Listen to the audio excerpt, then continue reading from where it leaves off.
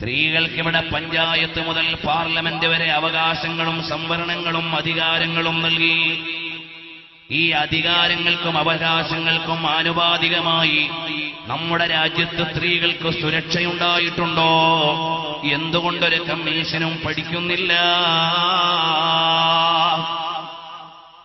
6 വയസ്സുകാരിയും 60 വയസ്സുകാരിയും പീഡിപ്പിക്കപ്പെടുന്ന സാമൂഹിക ഘടനയാണ് ഇന്ത്യ മഹാരാജ്യത്തിന്റെ തലസ്ഥാനത്ത് നിന്ന് ഇന്റർനാഷണൽ ന്യൂസുകൾ പലപ്പോഴും വരുന്നത് സ്ത്രീ പീഡനത്തിന്റെ പേരിലാണ്. അറബ് ന്യൂസോ ഖലീജ് ടൈംസോ അതുപോലെയുള്ള ഫോറിൻ ന്യൂസ് പേപ്പറുകൾ എടുത്താൽ ന്യൂഡൽഹിയിൽ നിന്ന് റിപ്പോർട്ട് ചെയ്യുന്ന ന്യൂസുകൾ വരുന്നത് കൂടുതലും വരുന്നത് സ്ത്രീ പീഡനത്തിൻ്റെതായിരിക്കും.